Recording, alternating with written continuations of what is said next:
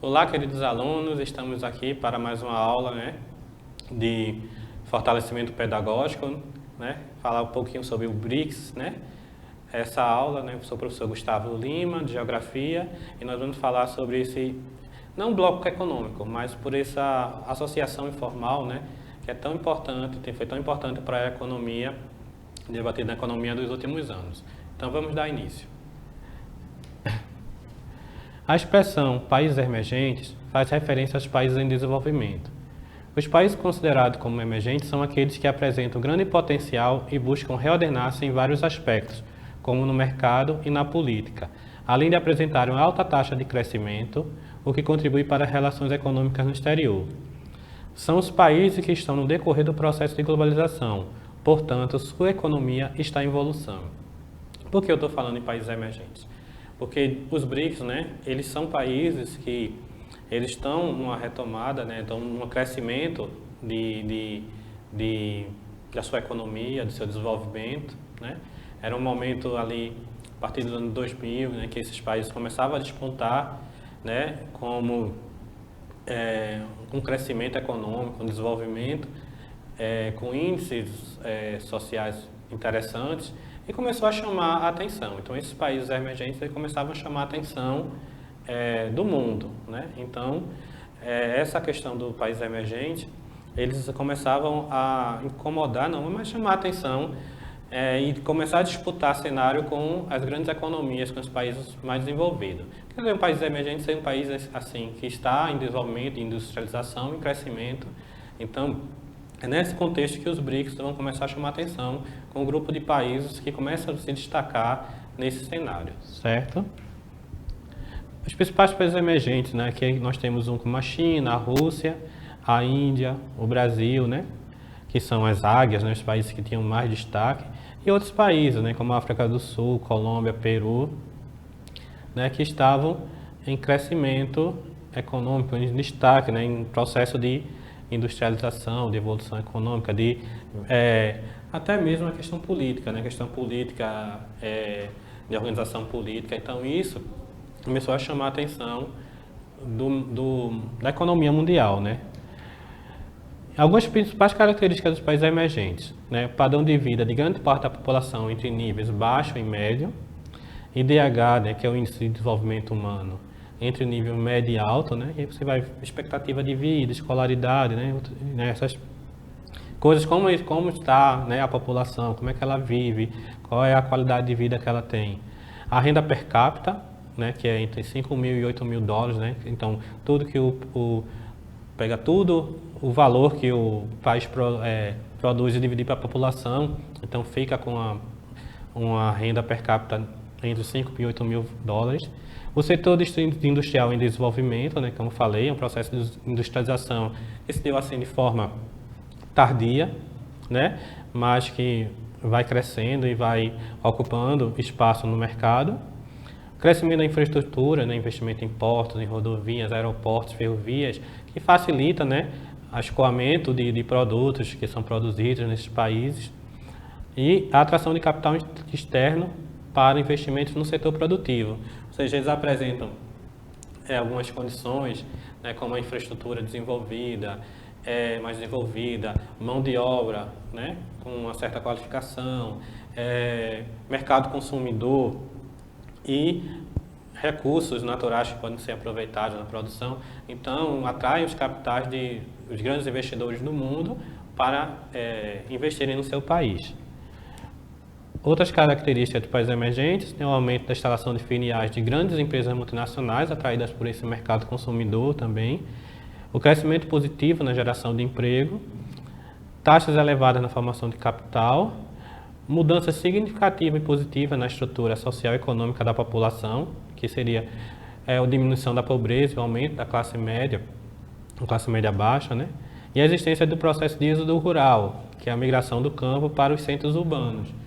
Ou seja, você vai ter aí um aumento da renda da população que vai se inserir como mercado consumidor, É um país que vai se colocar mais como um país industrial do que um país agrário, tecnicamente. Então, há um abandono maior, uma mecanização do campo e a busca de empregos no setor industrial e também no de comércio e serviços, né, o terceiro setor. Então, um crescimento da geração de empresas, né? Então, tudo isso são características que vão marcar os países emergentes, certo? E aí, entre os países emergentes vão surgir os BRICS, né? Que a nomenclatura foi criada pelo economista inglês Jim O'Neill, que inclui um relatório do grupo Sotheby & Chance em 2001. Desde a sua criação, o BRICS tem expandido suas atividades em duas principais vertentes: a coordenação em reuniões de organismos internacionais e a construção de uma agenda de cooperação multissetorial entre seus membros. E quais são esses países dos BRICS, né? O B é do Brasil, o R de Rússia, o I da Índia, o C da China e o S vem do sul, de África do Sul, né? Então, eram esses 5 países que começaram a descontar primeiramente Brasil, Rússia, Índia e China, e depois a África do Sul. O Brasil, algum potencial de crescimento, as grandes reformas estavam sendo feitas, né? Crescimento da renda da população, um grande celeiro mundial, produção de alimentos. A Rússia, como o setor de petróleo e carvão, né? Recursos minerais amplo. A Índia com tecnologia, com ciência, a China também com o setor industrial de tecnologia e depois a África do Sul também se industrializando e explorando muito seus recursos minerais. Então, falando um pouquinho do histórico dos BRICS, a coordenação entre Brasil, Rússia, Índia e China iniciou-se de maneira informal em 2006, com reunião de trabalho à margem da abertura da Assembleia Geral das Nações Unidas. Em 2007, o Brasil assumiu a organização do encontro à margem da Assembleia Geral e, nessa ocasião, verificou-se que o interesse em aprofundar o diálogo merecia a organização de uma reunião específica de chanceleres do então BRIC, ainda sem a África do Sul. E essa primeira reunião formal de chanceler do BRIC foi realizada em 18 de maio de 2008, em Ekaterimburgo, na Rússia, e desde então, o acrônimo criado alguns anos antes pelo mercado financeiro não mais se limitou a identificar 4 economias emergentes, passando o BRICS a constituir uma nova entidade política diplomática. Então, nesse momento, nós vamos ter que desde 2009 os chefes do Estado e do governo do BRICS eles começaram a se encontrar anualmente. Nos últimos anos, esses 7 anos, ocorreram 7 reuniões de cúpulas, né, com a presença de todos os líderes do mecanismo. Então, nós temos a cúpula de Ekaterimburgo, na Rússia, em 2009, a de Brasília, no Brasil, em 2010, em Sania, na China, em 2011, Nova Delhi, na Índia, em 2012, Durban, na África, em 2013, Fortaleza, no Brasil, em 2014 e Ufa, na Rússia, em 2015. Então, a partir do momento que eles perceberam, né, essas economias emergentes, elas perceberam o potencial que elas tinham e que elas podiam ganhar e evoluir mais, progredir mais, né, se trabalhassem juntas, aí eles decidiram, né, que iam realizar esses encontros, né, definir objetivos, alinhar pensamentos, né, e aí começa o BRICS, que era uma denominação informal, começa a se tornar realmente aí numa parceria entre esses países emergentes. Então aqui a gente tem as origens do BRICS, né? Em 2001, Jim O'Neill cria a expressão BRIC, Brasil, Rússia, Índia e China. Em 2006, né, o mecanismo internacional, né, quando você vai ter, né, eles vão perceber que realmente é uma coisa interessante, vão começar a se juntar, se reunir, alinhar pensamento, criar objetivos, né, parcerias. Em 2011, a África do Sul é incorporada e em 2013 a criação até do Banco do BRICS, né? Então, a gente percebe aqui um pouquinho da linha do tempo de como foi se organizando o BRICS, né? Essa parceria, né, informal. Algumas curiosidades do BRICS, né? Aqui a gente são reservas totais, né, de milhões de dólares, né, conforme a fonte ali do World Bank Data, né? Então nós observamos aqui que a China, ela foi um país que um dos países que mais arrecadou, né? É uma das mais grandes economias, que ela se destacou por conta do seu crescimento econômico, né? O Brasil, né, e Rússia também ali, e Índia. A África do Sul é que ficou um pouquinho mais abaixo. Mas você observa que você vindo ali, né, a partir de 1994, quando começa a China, ali nem aparece ainda muito a Rússia, nem aparece muito a África do Sul, né? Você tem ali um pouquinho do Brasil e China. E aí, 2012 vão despontar, né, mais os outros países. Mas você observa que há um crescimento. A China é que tem um crescimento vertiginoso. O PIB da China é um monstruoso, né?